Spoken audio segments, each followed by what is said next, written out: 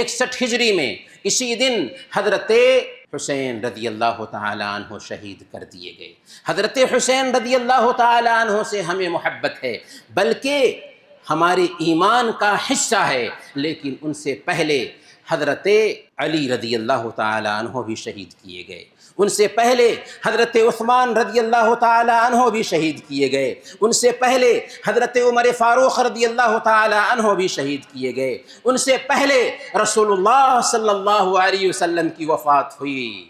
کیا رسول اللہ صلی اللہ علیہ وسلم کی وفات کا دن غم منانے کا دن نہیں تھا؟ لیکن ہماری شریعت نے کہا کہ کسی مردے پر 3 دن سے زیادہ غم نہیں منایا جا سکتا۔ اس لیے میرے بھائیوں، شریعت کی طرف ہمیں پلٹنا چاہیے، سماج کی روایات کو ختم کرنا چاہیے۔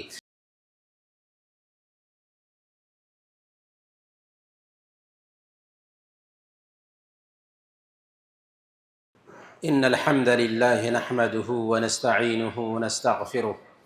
ونعوذ بالله من شرور انفسنا ومن سيئات اعمالنا،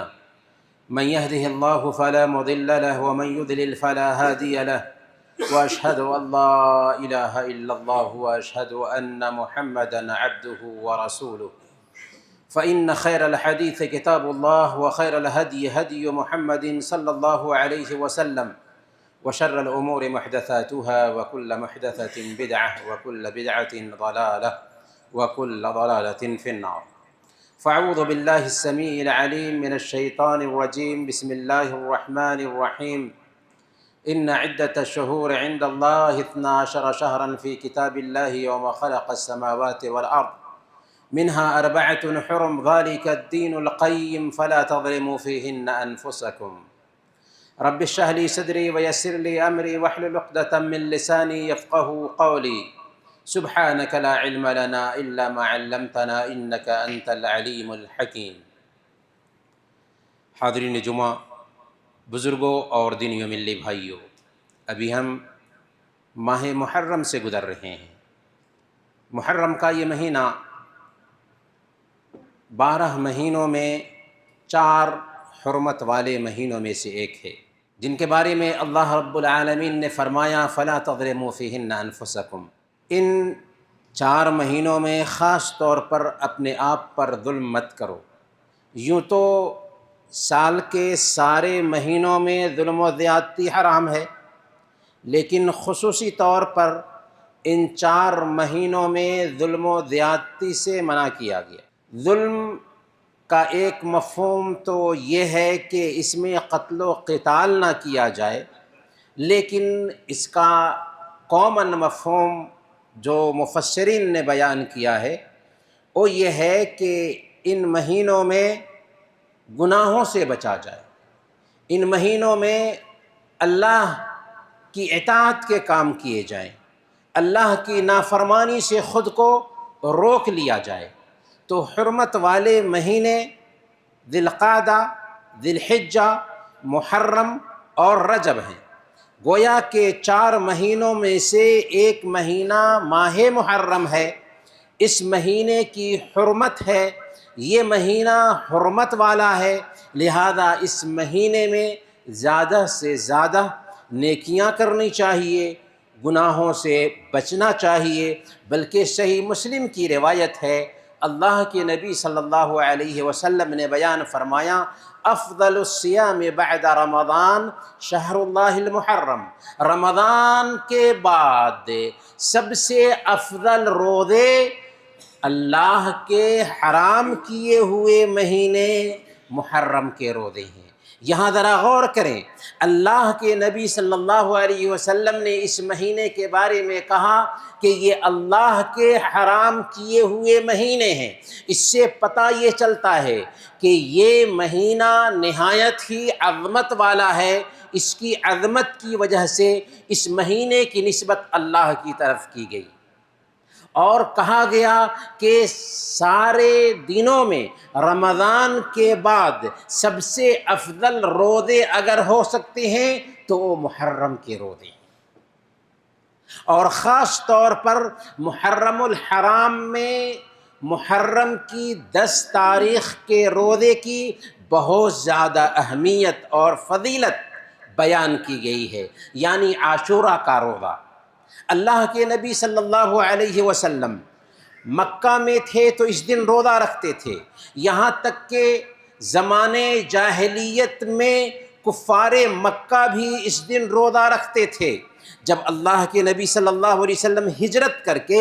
مدینہ تشریف لائے تو صحیح بخاری اور صحیح مسلم کی روایت ہے، اللہ کے نبی صلی اللہ علیہ وسلم نے یہودیوں کو اس دن روزہ رکھتے ہوئے دیکھا، پوچھا ما هذا اليوم الذي تصومون، آخر تم اس دن روزہ کیوں رکھتے ہو؟ انہوں نے کہا هذا يوم عظيم انجى الله فيه موسى وقومه واغرق فرعون وقومه فصامه موسى شكرا فنحن نصومه۔ دیکھو یہ بہت ہی عظمت رکھنے والا دن ہے، اسی دن اللہ تعالیٰ نے حضرت موسیٰ علیہ السلام کو بنو اسرائیل کے ساتھ نجات دیا تھا، فرعون کو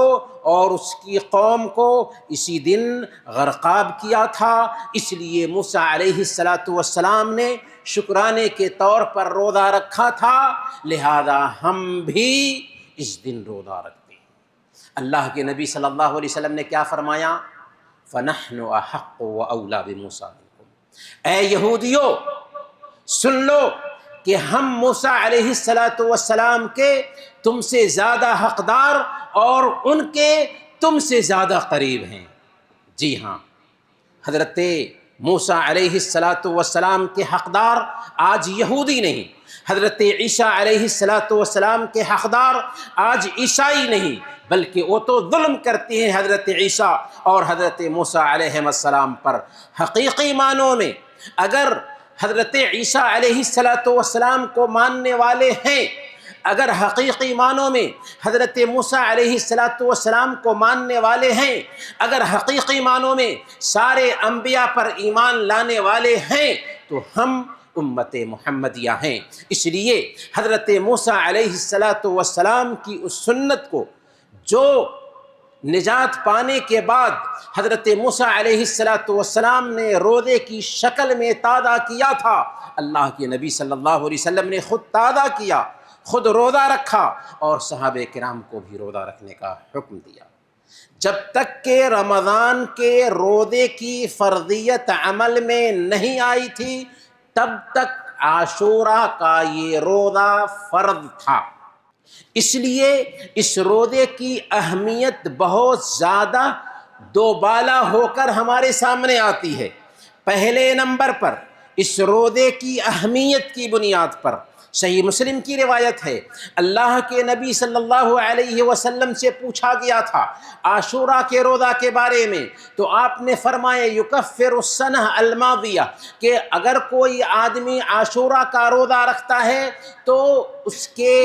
ایک سال کے پچھلے گناہ معاف کر دیے جائیں گے۔ دوسرے نمبر پر اللہ کے نبی صلی اللہ علیہ وسلم نے عاشورہ کے روزہ کا بہت زیادہ اہتمام کیا، یہاں تک کہ حضرت ابن عباس رضی اللہ تعالی عنہ کہتے ہیں کہ اللہ کے نبی صلی اللہ علیہ وسلم رمضان کے بعد سب سے زیادہ عاشورہ کے روزہ کا اہتمام کرتے تھے۔ تو اللہ کے نبی صلی اللہ علیہ وسلم نے عاشورہ کے روزہ کا اہتمام کیا، یہاں تک کہ یہ عاشورہ کا روزہ فرض قرار دیا گیا تھا رمضان کی فرضیت سے پہلے، اس لیے بھی اس عاشورہ کے روزہ کی بہت زیادہ اہمیت ٹھہرتی ہے۔ اسی طریقے سے عاشورہ کا روزہ وہ روزہ ہے کہ جب اس کی فرضیت عمل میں آئی تو صحابیات اپنے بچوں کو بھی روزہ رکھواتی تھیں۔ حضرت ربیع بنت معوذ رضی اللہ تعالی عنہ کہتی ہیں فَكُنَّا نَصُومُهُ وَنُصَوِّمُ صِبْيَانَنَا الصِّغَارَ، کہ ہم خود بھی روزہ رکھتے تھے اور ہم اپنے چھوٹے چھوٹے بچوں کو بھی روزہ رکھواتے تھے۔ جب وہ بھوک سے رونے لگتے تو ان کے لیے روئی کے کھلونے بناتے تھے، ان میں الجھا دیتے تھے، یہاں تک کہ افطار کا وقت ہو جاتا تھا۔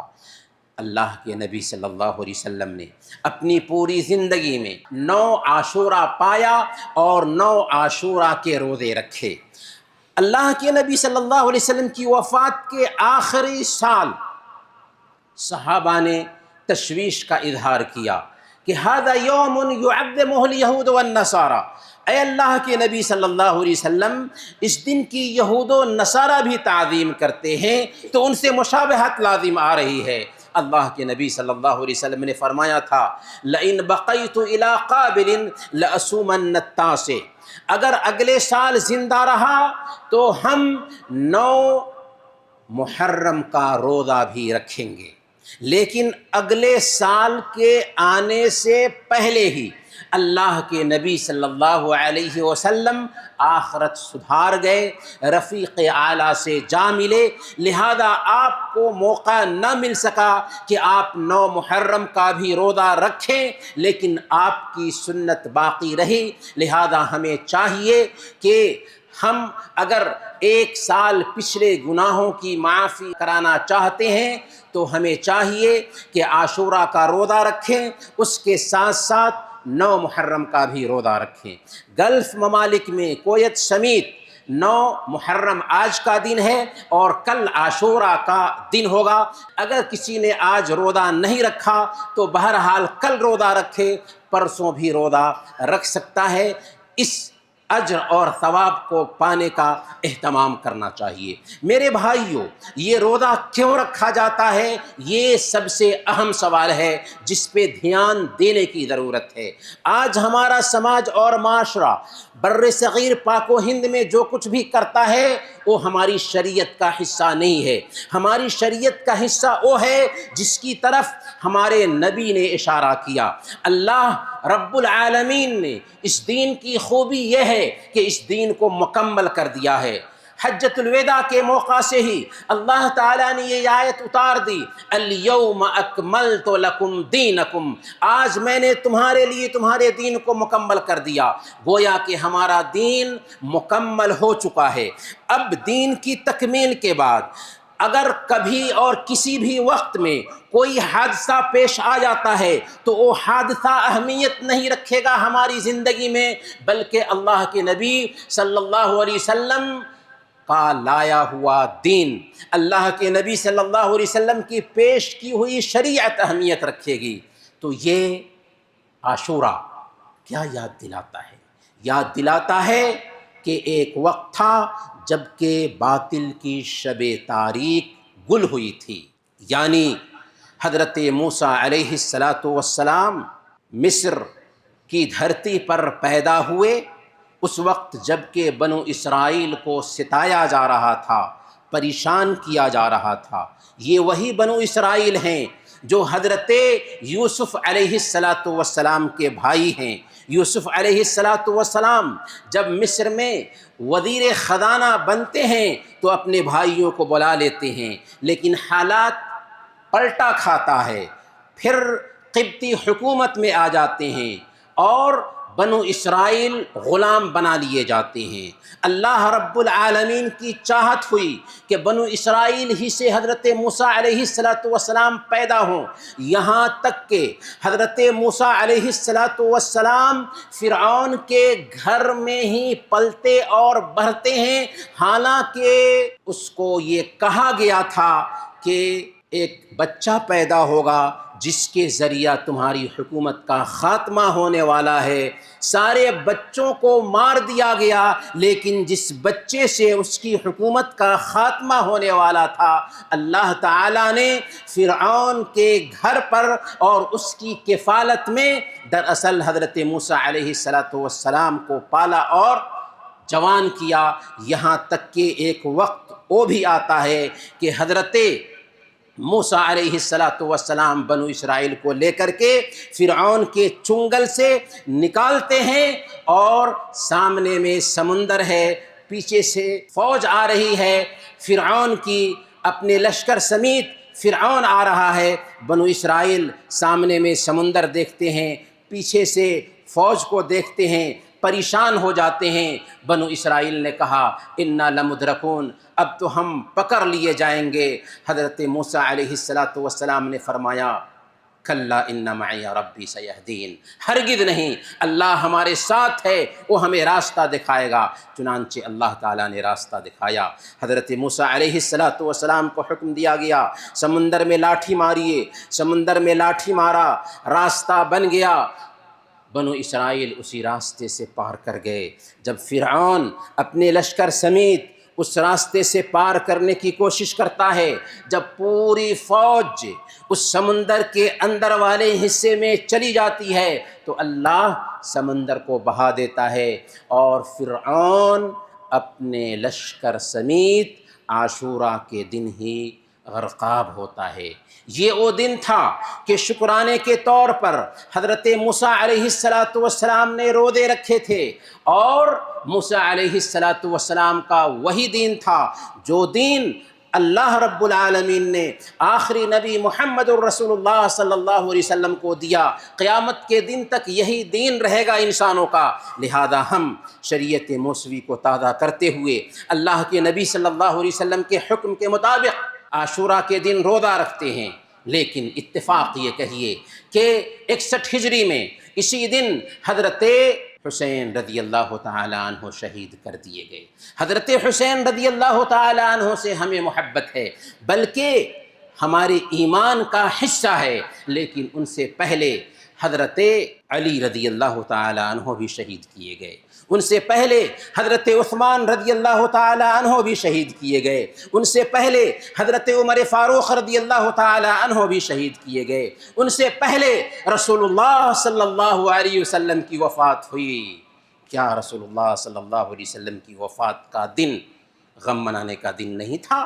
لیکن ہماری شریعت نے کہا کہ کسی مردے پر 3 دن سے زیادہ غم نہیں منایا جا سکتا۔ اس لیے میرے بھائیوں، شریعت کی طرف ہمیں پلٹنا چاہیے، سماج کی روایات کو ختم کرنا چاہیے۔ اگر ہم اپنے ماحول اور معاشرے کو شریعت کے مطابق ڈھالنے کی کوشش کریں گے تو سماج میں برکت آئے گی، سماج آگے بڑھے گا، سماج ترقی کرے گا، اور ہر طرح کی بدعات اور خرافات سے ہمارا سماج پاک ہوگا۔ اللہ تعالیٰ سے دعا ہے کہ اللہ تعالیٰ ہم سب کو شریعت کے مطابق زندگی گزارنے کی توفیق عطا فرمائے۔ بارک اللہ لنا ولکم فی القرآن العظیم ونفعنا وإیاکم بالآیات والذکر الحکیم، انہ تعالیٰ جواد کریم ملک بر رؤوف رحیم۔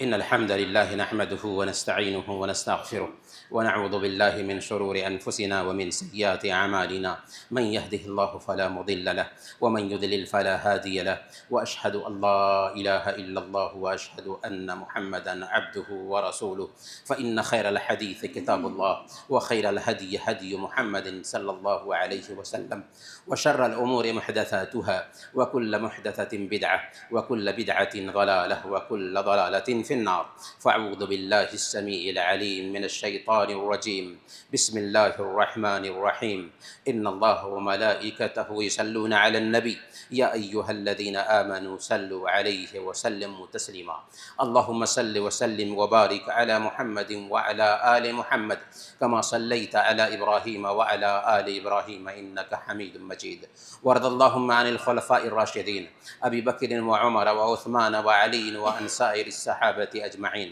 اللهم أمطر شآبيب رضوانك على جميع المؤمنين والمؤمنات والمسلمين والمسلمات